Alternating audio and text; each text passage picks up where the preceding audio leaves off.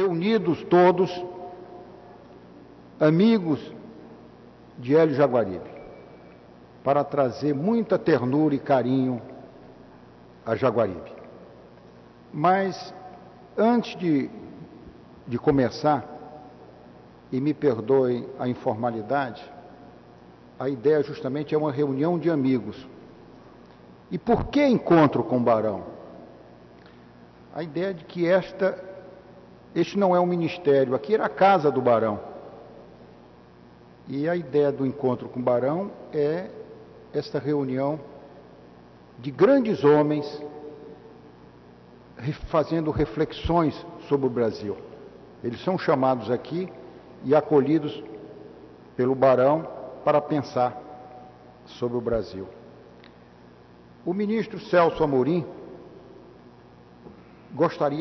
quem teve essa ideia, gostaria de estar aqui presente, juntamente com Samuel Pinheiro Guimarães, que é um dos grandes admiradores de Hélio Jaguaribe, se desculparam porque estão tratando do aniversário do Barão do Rio Branco em Brasília. De modo, até essa coincidência nós temos. Hélio Jaguaribe aniversaria aí na mesma semana, eles estão fazendo a festa em Brasília e nós estamos dividindo aqui a casa do Barão, festejando o Hélio aqui no Rio de Janeiro. A ideia do encontro do Barão é a criação de um panteão brasileiro. Nós precisamos admirar os grandes homens do Brasil. E essa ideia é que este recinto inicie esta criação de uma galeria dos grandes homens do Brasil. Aqui já foi chamado o acadêmico Eduardo Portela, Ariano Suassuna e agora Hélio Jaguaribe. Isto é uma chamada galeria de grandes homens. Nós não só estamos interessados no conhecimento, mas na sabedoria destes grandes homens. Eu queria falar de Hélio Jaguaribe e primeiro dizer de uma extraordinária admiração pela sua luta. E evoquei aqui um depoimento de um poeta brasileiro que empreendeu uma luta parecida no começo do século. Dizia ele: Dante, quando entrou no inferno, ainda no vestíbulo da morada do eterno castigo, encontrou uma triste multidão com as sombras dos sem almas, dos neutros, dos indiferentes, dos que vivem sem merecer louvor nem desprezo. O mundo está cheio de almas como estas. Não são boas nem más. Atravessam a existência sem fé, sem entusiasmo, sem ideal. Pobre rebanho de consciências débeis, de vontades enfermas, de corações sem asas. Vivem sem viver e não deixam no mundo memória. Os indiferentes são ainda piores do que os maus, porque os maus podem algum dia ser bons, mas não se pode extrair da bondade dos que não são bons nem maus. Entes amorfos, indolentes, apáticos, que têm olhar e não querem ver, têm nervos e não querem sentir, têm cérebros e não querem pensar. Creio que esta manifestação indignada deve ser a mesma de Hélio Jaguaribe, um homem apaixonado que vive tentando articular um projeto para o Brasil. Esse projeto começa com um grupo do Jornal do Comércio, e aqui evoco Israel Clabin, Oscar Lourenço Fernandes, Jorge Serpa Filho Roland Corbusier. Isso aí pelos idos de 49. Depois, em 50, Hélio Jaguaribe, empresário siderúrgico, extraordinário, um titã verdadeiro. Companhia Ferro e Aço de Vitória. E ele realiza uma grande obra liderando essa companhia siderúrgica. Depois, em 52, nós temos o grupo de Itatiaia. De novo, Hélio Jaguaribe orquestrando o pensamento no Brasil, contaminando as pessoas com seu entusiasmo. E aí temos Rômulo de Almeida, Inácio Rangel, Evaldo Correia Lima, Cândido Mendes de Almeida, Guerreiro Ramos e Almeida Salles, e tantos outros. Em 53, nós temos a criação do IBESP. Em 53 a 56, os Cadernos do Nosso Tempo, uma edição também extraordinária. Finalmente, desembocamos no ISEB, que foi um dos núcleos mais importantes de elaboração da ideologia do nacional desenvolvimentismo. Depois de 64 a 66, nós assistimos à grande peregrinação de Hélio Jaguaribe nas universidades estrangeiras, em Harvard e em Stanford, no MIT, até 67. Em 74, nós temos Brasil, Crises e Alternativas. Em 85, o Instituto de Estudos Políticos e Sociais. Em 88, o empresário siderúrgico já agora cria um partido político. Está com André Montoro e José Richa na origem do PSDB. Depois, em 94, encontramos Hélio Jaguaribe na Unesco, também dirigindo um trabalho magistral, um estudo crítico da história. E também sempre obsessionado com a criação de um centro de pensamento crítico no Brasil, pensando o planeta e pensando o Brasil. Não vou falar mais dos títulos acadêmicos. Vou falar agora do Hélio, que eu acho extraordinário. Naquela época de Paris, eu estava na Unesco e conheci Jean d'Ormesson. E o Jean d'Ormesson me falava da ideia da arte de viver e de uma certa preconceito contra o homem feliz. Ele dizia que todo intelectual francês, para ser fértil, tinha que ser infeliz, tinha que ter brigado com o pai, tinha que ter sofrido uma mutilação muito grande. Aqui no Brasil hoje tem a moda agora de ter passado fome. Hélio não passou fome, não sofreu nenhuma dessas mutilações. Então Hélio é um intelectual feliz. E fez da sua vida uma obra de arte. E eu começaria fazendo uma evocação, contando uma história recente. Eu queria evocar também nessa sala, que nos traz tantas lembranças aqui, primeiro, essas colunas jônicas nos faz evocar Mário Vieira de Mello, esse grande helenista, com quem nós aprendemos a ler sobre a Grécia. José Guilherme Merquior, grande amigo e admirador de Hélio Jaguaribe, e Santiago Dantas, que aqui foi o orador da turma, da nossa turma. Mas eu quero contar uma história recente, e Hélio é uma grande árvore, com flores e frutos. Nós estamos com as flores aqui e os frutos. E eu vou contar uma história, começar pelos frutos. Aliás, cometendo uma audácia muito grande, porque hoje existe um freudismo ambiente que todo pai tem que brigar com o filho brigar com o pai, essas histórias todas, mas eu começo com Roberto Jaguaribe.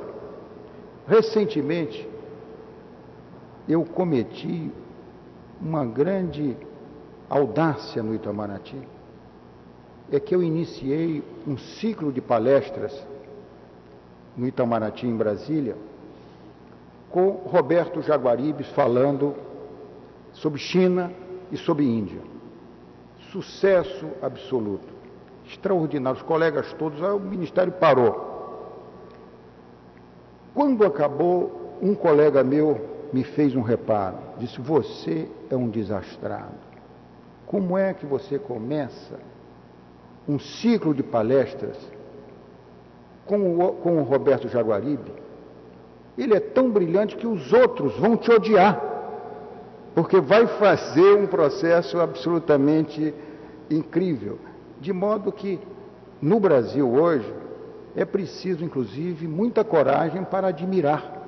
A ideia de admirar um colega, de admirar um grande homem no Brasil, você tem que fazer um certo esforço, porque a ideia é a mediocridade. A ideia é o colecionador voraz de subsídios, a pessoa que não faz sombra a ninguém. E o Brasil precisa de grandes homens. Eu queria dizer que Hélio Jaguaribe é, para mim, o homem, o brasileiro feliz. O brasileiro que uma das coisas mais extraordinárias é o Hélio com esta grande vocação de liderança, esse grande entusiasmo, essa condição de solar, ter criado uma família extraordinária, com os filhos tão harmoniosas, e eu via lá essa família presidida por esse sedutor. Eu já acho algo extraordinário que um homem tão sedutor como Hélio Jaguaribe tenha conseguido criar uma família extraordinária, produtiva, fértil. É aqui pelos frutos e pelas flores é que a gente vê a obra extraordinária de Jaguaribe, não só como conhecimento, mas como sabedoria de vida. E eu acho que isso é um exemplo que deve ser seguido. Vejo o Jaguaribe também na sua obra política. E Jaguaribe nos falava de que os espanhóis e os hispânicos vivem com um sentimento trágico da vida. E nós, da vertente portuguesa, temos o sentimento lírico. Eu creio que Jaguaribe é um herói lírico, é um herói feliz, com toda impaciência sobre os destinos do Brasil. Hélio tem exercido uma capacidade extraordinária de nos apontar caminhos e de seduzir. Como exemplo, inclusive, de que Hélio transcende o Brasil. Hélio, inclusive, com essa capacidade juscelínica de construir, de fazer pontes, nós não poderíamos, pensamos inclusive em trazer os amigos europeus de Hélio, mas nós iríamos encher um avião. E trouxemos aqui, em representação dos seus amigos no exterior, Aldo Ferrer, este grande intelectual argentino, porque este grande neo-helênico, que é Aldo Ferrer também, essa ideia de que a América Latina é talvez a região mais integrada do ponto de vista intelectual. Só lembrar aqui a grande influência que exerceu sobre nós Alfonso Reyes, que era também um helenista, que foi embaixador no Rio de Janeiro, que a Academia Brasileira está homenageando agora. Alfonso Reyes foi também embaixador em Buenos Aires e foi embaixador em Paris. E eu gostaria de dizer que Hélio Jaguaribe, festejá-los nos seus frutos, nas suas flores, festejá-lo, inclusive, nesse projeto brasileiro, festejá-lo nesse projeto de neo-humanismo que ele defende, a integração da tecnologia com o humanismo, numa versão atualizada. E essa versão não pertence só aos amigos. Essa versão, eu queria que Aldo Ferrer viesse aqui dizer, antes de dar a palavra a Jaguaribe, eu convidaria Aldo Ferrer para dizer algumas palavras. Nosso irmão argentino, nosso irmão neo-helênico, vai falar sobre... E depois eu contaria uma pequena história antes, mas vamos ouvir aqui o nosso Aldo Ferrer.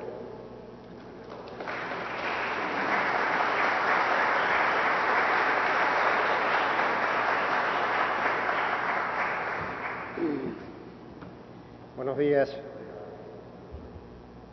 Estoy realmente muy contento de poder participar en esta celebración de los jóvenes y vitales 85 años de mi amigo Elio Jaguaribe, a quien conozco desde hace muchos años, y ha sido no solo para mí, sino para los pensadores sociales de América Latina un referente por sus ideas fundamentales.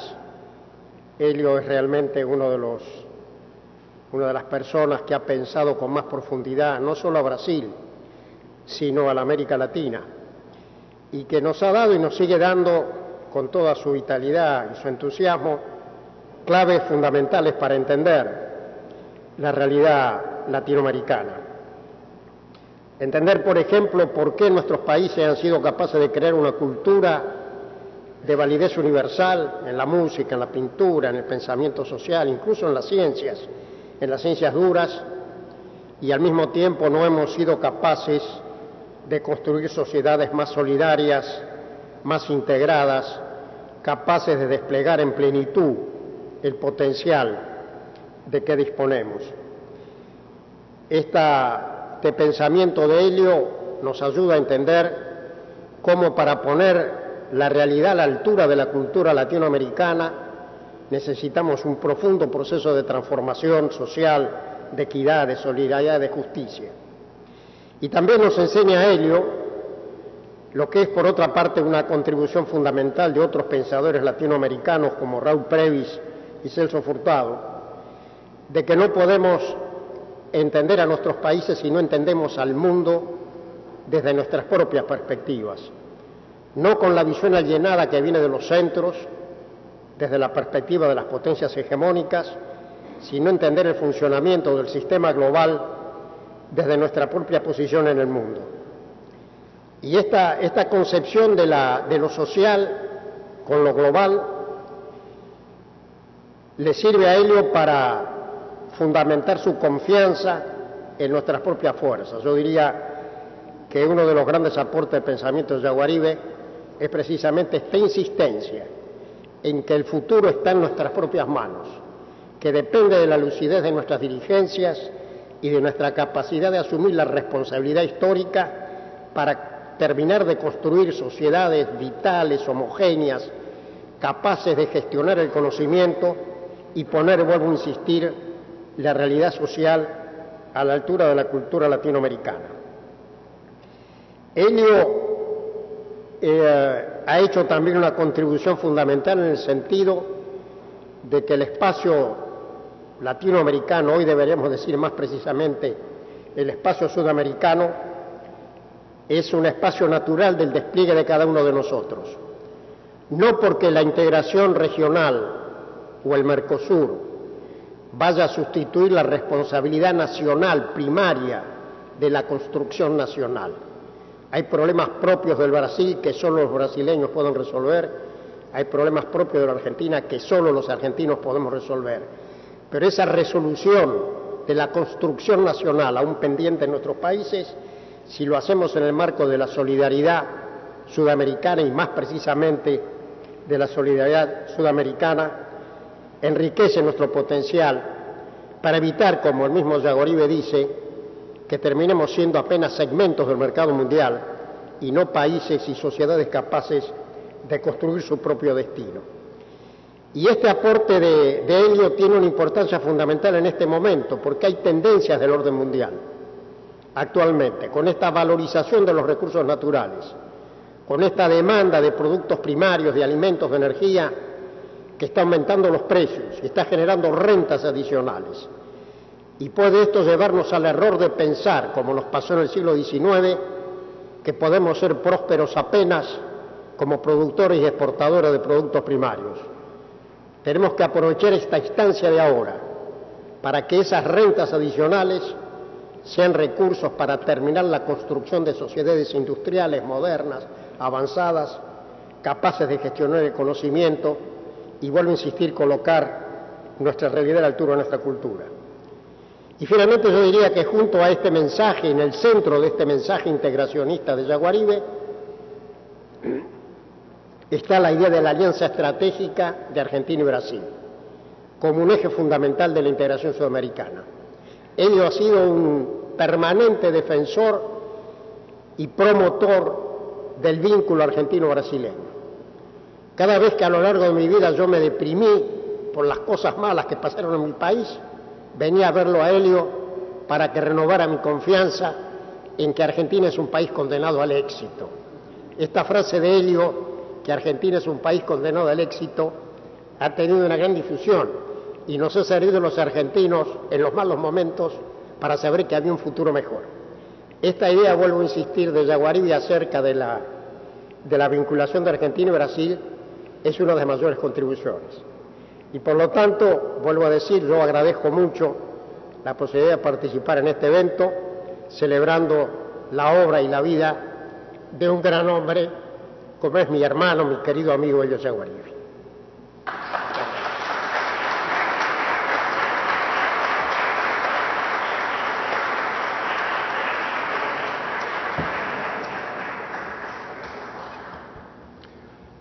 Antes de chamar o professor Helio Jaguaribe, eu queria dizer que, recentemente, na comemoração do aniversário de Helio Jaguaribe, o acadêmico Afonso Arinos me chamou a atenção de que estava recebendo um e-mail Barão Helio Jaguaribe. E então eu telefonei para Brasília e falei com a minha secretária, mas como você faz um erro dessa? E ela me disse, mas o Helio Jaguaribe é barão. Então, Barão Helio, encontro com o Barão Helio Jaguaribe. Ela está certa.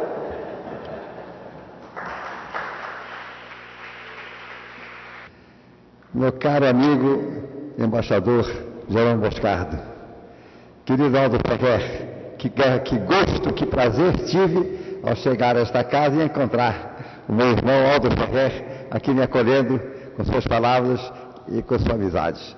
Estimadas senhoras e senhores, me foi pedido que fizesse uma breve descrição do meu roteiro intelectual e expusesse as minhas principais considerações a respeito do mundo e do homem, tal como no curso da vida me foi dado elaborá-las. Evidentemente, é sempre muito constrangedor ter que falar sobre si próprio. Vou, portanto, objetivar o mais possível a minha palestra para que desapareça a personalidade do eu e se situe o contexto internacional e nacional no âmbito do qual estamos desenvolvendo as nossas vidas. Creio que estamos vivendo no final de um século que foi extraordinário. Um século marcado por grandes convulsões, um século onde emergiram alguns movimentos totalitários, os mais perigosos da história do mundo, como foi o nazifascismo, e como, em seus aspectos mais negativos, é o comunismo soviético, hoje mais abrandado e com tendências a se democratizar. Neste século de grandes ideologias e de grandes debates, que terminaram com a terrível Segunda Guerra Mundial, a qual, entretanto, teve o benefício de eliminar definitivamente o nazifascismo da superfície da nossa terra, nos defrontamos, ao se iniciar o século XXI, com a enorme responsabilidade de construir um mundo onde novas guerras não sejam possíveis e onde a condição humana disponha de situações favoráveis para a sua eclosão. Não há mais sentido, no nível das possibilidades tecnológicas do nosso tempo, que uma parcela imensa da humanidade continue passando fome e na miséria. Simplesmente escandaloso, e a tarefa deste século que está iniciando é de acabar definitivamente com isso.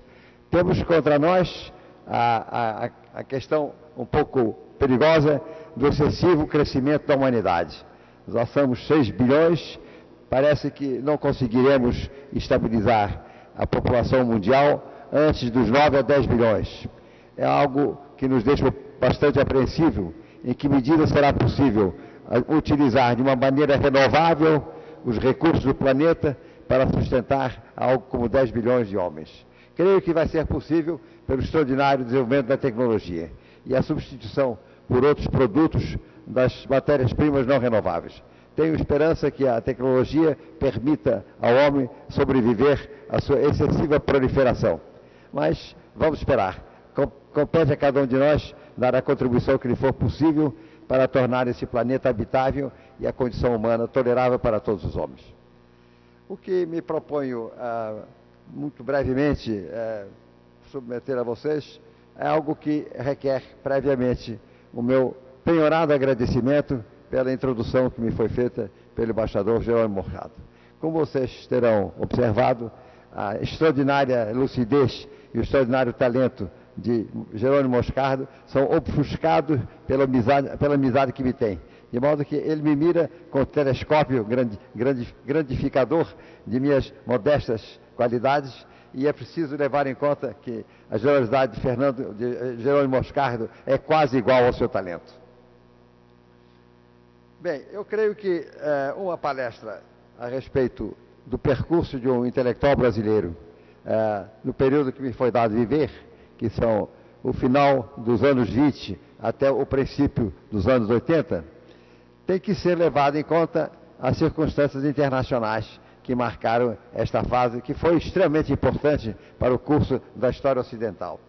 Nela surgiram as grandes ameaças totalitárias do nazismo e do fascismo, e uma ameaça complexa, que é a União Soviética, ao mesmo tempo ameaçadora pelo seu totalitarismo, ao mesmo tempo portadora de uma grande esperança, que é aquela que nos foi dada por Marx, e a ideia de que é possível emancipar os homens e conduzir a humanidade a condições superiores de vida. Creio que, passada a fase dogmática da União Soviética, estão começando a se fazer sentir, na direção atual daquele país, crescentes preocupações humanísticas. E eu vejo com otimismo a evolução do regime soviético para se tornar uma democracia social. Ela já está consolidada do ponto de vista institucional e ela se configurará na medida em que a presente tendência democrática se consolide, como eu creio que indubitavelmente vai acontecer. A União Soviética teve alguns méritos, não se pode ver apenas pelo aspecto negativo. Ela foi uma tentativa séria nas suas intenções de implantar uma sociedade socialista.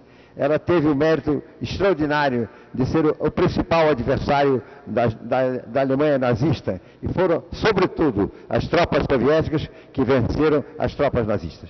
Mas, como todos sabemos, a essas qualidades importantes se somavam na União Soviética alguns aspectos muito negativos. Estes estão sendo favoravelmente corrigidos pela nova democracia russa. E eu tenho muita esperança de que a Rússia se torne um dos focos importantes de uma democracia social neste incipiente século XXI. Creio que a consideração do mundo contemporâneo deve levar em conta o fato de que nós estamos vivendo um período de, digamos, redução significativa das convicções ideológicas. O que pode ser mal no sentido de fazer com que um grande número de homens perca a ideia de uma utopia possível. Mas, por outro lado, é favorável na medida em que as más utopias passam a ser banidas do nosso pensamento e ele se converte num pensamento mais orientado para a igualização dos homens em condições democráticas. Esta grande transformação do século XX, que está desembocando no XXI, conduziu à eliminação oportuna dos totalitarismos nazifascistas, a uma crescente humanização do regime russo, que da coisa soviética se tornou uma democracia social, com condições de prosperidade absolutamente observáveis, e a abertura do mundo com a eliminação do colonialismo. A supressão do colonialismo é um dos feitos importantes do século que terminou, levando para o nível das nações independentes uma série importante de países no mundo afroasiático. Qual é, a meu ver, o resultado final dessas grandes revoluções e dessas grandes mudanças que marcaram o século XX? Eu creio que se pode dizer que elas conduziram a duas principais convicções. Em primeiro lugar, a convicção de que a democracia é realmente um regime indispensável, não apenas porque é o único que respeita a dignidade humana de cada cidadão, dando-lhe a igualdade de direitos e de deveres diante do Estado, como, por outro lado, é aquela que permite, através da crítica livre, a correção de rumos errados. Todos os países, em determinado momento, todos os governos fazem algumas coisas inadequadas. A democracia permite uma correção rápida a partir da crítica, o que os regimes totalitários só conhecem a partir da derrota política e militar. Graças a isso, a democracia se renova de uma maneira extremamente vital. A esta altura do começo do século XXI, só temos motivos para nos orgulhar da nossa bem-sucedida herança democrática. Por outro lado, eu creio que o século XX terminou nos deixando um legado muito importante, que foi a democracia social, ou, usando uma palavra um pouquinho mais ideológica, a social-democracia. Creio que esta combinação das aspirações que foram suscitadas pelo socialismo, desde Proudhon e Marx até nossos dias, e que foram, em parte, tentadas se implementar pela União Soviética, mas deformadas pelo autoritarismo totalitário que prevaleceu naquela experiência, está encontrando no ambiente democrático da Europa Ocidental e na expansão desse ambiente para as duas Américas, um clima político e social favorável para que se tornem absolutamente coexistentes o projeto social com o projeto democrático. E eu creio que o nosso país está vivendo essa experiência exitosamente. Temos uma democracia social que está prosperando, está se reduzindo o abismo entre os setores despossuídos e a classe média, com redução significativa da margem de pobreza. E isto, o que me parece importante, é algo que está acontecendo não porque os governos não procurem ajudá-la. Certamente, a iniciativa dos governos brasileiros, a partir da redemocratização, foi no sentido de estimular o desenvolvimento da social-democracia no nosso país. Mas o que me parece muito auspicioso é que esta tendência parte da própria sociedade, independentemente do governo de turno. Nós temos um processo de crescimento social-democrático, democrático-social, decorrente das convicções dos brasileiros, da vontade dos brasileiros de instituir aqui um regime que combine a liberdade democrática com o compromisso social. E o governo atual está de acordo com isso. Mas não devemos a nenhum governo especial isso. Devemos a uma convicção nacional enraizada na cabeça de cada brasileiro. E é isso que me torna extremamente otimista a respeito desse nosso grande gigante, tão cheio de debilidades e de aspectos que estão precisando de reforma, mas possuído de uma maneira irreversível pela vocação social e pela vocação democrática. Isso me dá muita esperança. Com relação ao que me seria a dizer em relação ao meu roteiro, creio que seria importante, antes de uma brevíssima referência ao curso das minhas ideias, salientar que, ademais do século XX ter se caracterizado pelo extermínio final da nefanda ideologia totalitária do nazifascismo, ele se caracterizou no Brasil por um processo que cada vez mais consolida o projeto da democracia social. Gostaria de me referir a esse respeito a essa interessante e importante figura que foi Getúlio Vargas, e que marca, indubitavelmente, toda a primeira metade do século XX brasileiro. Em Vargas se observa uma relação entre o permanente e o conjuntural, o estratégico e o tático. Diria que o elemento permanente de Vargas é a vocação nacional. um espírito nacionalista não xenófobo, um espírito nacionalista aberto ao mundo, mas absolutamente vigoroso no sentido de maximizar as potencialidades do país. Outra dimensão que parece permanente em Vargas é a dimensão do desenvolvimento. Ele tentou reformar o Estado com o Estado Novo e tentou, no seu segundo governo, um esforço muito significativo e muito bem sucedido de desenvolvimento. E, por outro lado, a este Vargas nacionalista, desenvolvimentista, se segue ou se junta um Vargas de um oportunismo tático. Vargas foi liberal na Revolução de 30, foi salazarista, diria mais salazarista que fascista, com o Estado Novo, e voltou ao poder como social-democrata. Os três momentos de Vargas marcam um progresso interessante a partir de uma posição de liberalismo ortodoxo, convencional, dos anos 30, à social-democracia, ao liberalismo social do último Vargas, que infelizmente continua comandando os rumos do nosso país. No que se refere ao que poderia ser uma muito sucinta referência a minhas ideias, começaria observando o fato de que eu tive o privilégio de pertencer a uma família ilustrada. Meu pai, General Francisco Jair de Matos, foi um grande geógrafo e um grande cartógrafo, membro da Comissão Rondon, e a ele, entre muitas contribuições, se deve uma importante descoberta geográfica. Ele descobriu, a partir da sua competência cartográfica relativa a toda a América do Sul, o fato de que as bacias hidrográficas sul-americanas se intercomunicam fluvialmente. Então, meu pai dizia, pode-se, sem tirar o pé d'água, sair do Rio Amazonas ao Rio da Prata, sempre com a intercomunicação fluvial das bacias da América do Sul. É uma circunstância muito interessante. É um país profundamente marcado pela abundância da água doce, que é um produto tão raro no mundo atual. Por outro lado, mencionaria o fato de que havia educação muito racionalista, completada pelo racionalismo dos jesuítas, me conduziu a esta obsessão pela racionalidade.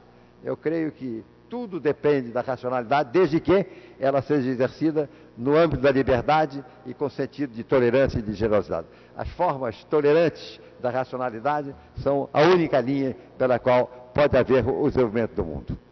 E, dentro dessas ideias e dentro dessas convicções, fui conduzido no curso da minha evolução intelectual a passar da neoescolástica, que me foi ensinada pelos jesuítas, ao marxismo, ao qual eu aderi na minha juventude, influenciada por Plekhanov e a sua extraordinária contribuição para levar o pensamento marxista ao conhecimento geral do mundo. Aprofundei-me um pouco na leitura de Marx e fui retirado do marxismo pelas leituras de Ortega y Gasset. Tenho uma grande dívida com esse extraordinário espanhol, que foi Dom José, com quem eu tive o prazer de conversar uma vez.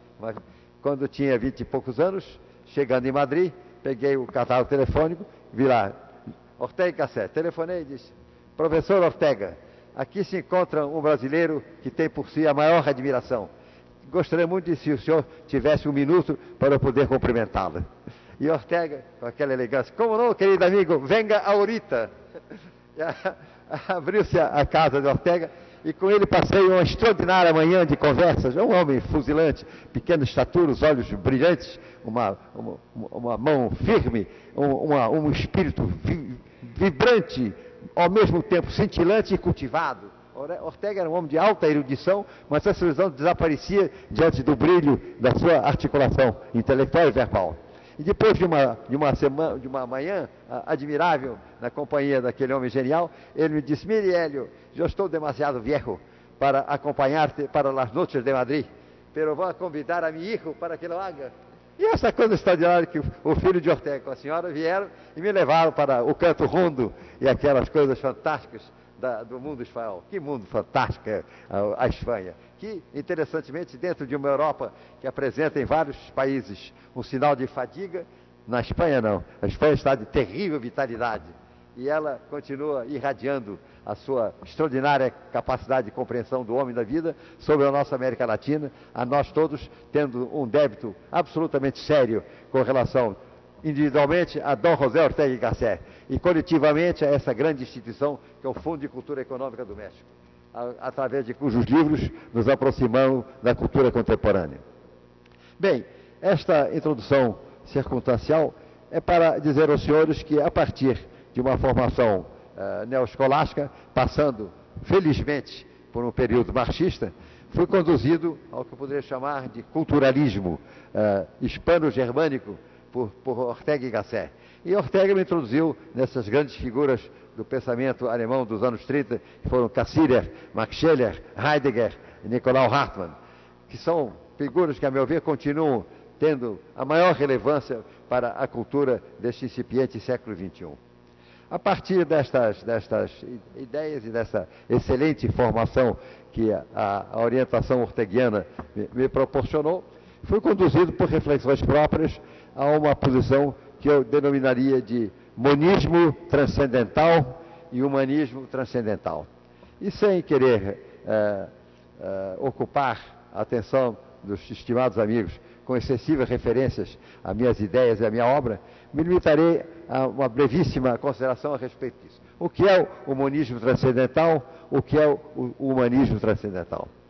O monismo transcendental, em primeiro lugar, é o monismo, ou seja, parte da convicção de que só existe substancialmente aquilo que ocupa uma posição no espaço e no tempo.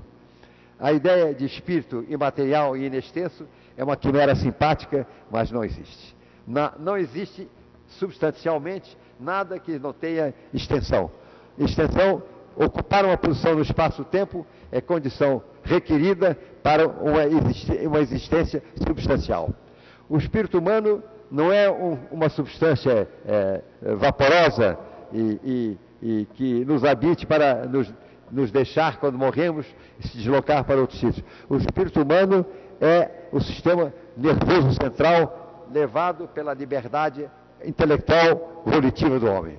O extraordinário do ser humano é a existência a partir de um processo de evolução biológica que conduz aos primatas superiores, de ser um primata transcendente. Essa é a nossa característica. Somos um primata transcendente. Macaco transcendente seria a forma caricata de designar o homem.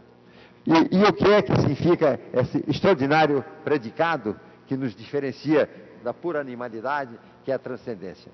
A transcendência é a capacidade do homem de, independentemente das circunstâncias psicofísicas em que se encontra, ir além delas através de uma escolha comandada por valores. Transcendência é a subordinação do processo psicofísico à orientação de valores. Valores éticos, valores sociais, valores culturais. O homem é o animal que produz e se orienta por valores. Nenhum outro animal tem valores. Os animais têm interesses, os animais têm motivações. Os animais têm, inclusive, uma psicologia muito mais complexa do que aquela que pensamos. Nada mais extraordinário, por exemplo, que contemplar a extraordinária psicologia do cão, como ele é capaz de se afastar da comida para se aproximar do dono, como cães morrem de fome para ficar junto ao cemitério do seu dono. É uma capacidade de transcendência extraordinária, mas é uma transcendência anímica. O cão é animicamente transcendente. Nós também somos, talvez menos que o cão, mas, em compensação, somos edeticamente transcendentes. Somos eticamente transcendentes. Eu considero que a natureza do cão é mais generosa que a do homem. Mas, em compensação, o homem tem essa transcendência ético-racional que falta aos animais. E isso nos dá a possibilidade de compreender o mundo, por um lado, e, por outro lado, de agir no mundo, não apenas em função das nossas propensões psicofísicas, mas em função de valores.